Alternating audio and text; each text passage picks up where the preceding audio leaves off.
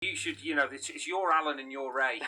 um, I mean, they're obviously completely different players, but I feel like we need to do them both. Alan Kennedy, first of all, Yeah.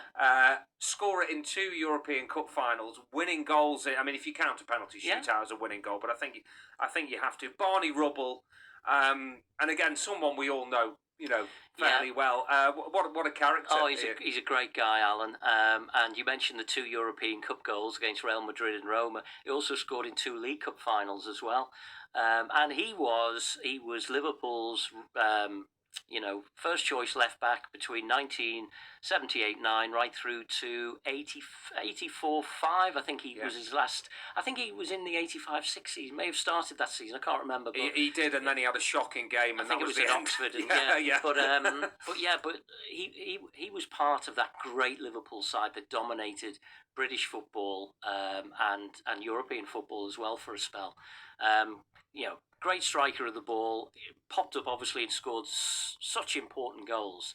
But in that, so the great characters in that team: Alan Hansen, Kenny Dalglish, Graham Souness, and he was one of them, and he was an important part of them. I think really, I mean, we the last edition we did Joey Jones there talking to the left backs, but I think really, Carlos, until Andy Robertson came along, he was probably most people's greatest ever left back for Liverpool, wasn't he, Alan Kennedy? Yeah, it was in my mind then when Ian was talking that he would have been the one who you'd pick because of, not because of what he was a player, but what he won, and also the amount of important goals he scored. He just said that he scored 2 in the League Cup finals as well. He had that knack of getting into the box, but he scored really good goals. It wasn't just like tap-ins, wasn't it, like that? Even like the goal against Madrid was a brilliant goal. Throw in and went forward. And I remember speaking to him and ahead of the European Cup final against Real Madrid. I can't remember which one it was now because we played against him so many times. When he just described his goal against Real Madrid, and he was just dead humble about it. He always kind of took the mick out of himself, didn't he? But he was such a good player. He's a massive legend of this football club. Definitely underrated, I think, as a player. You can't play that long for Liverpool and not be a great player.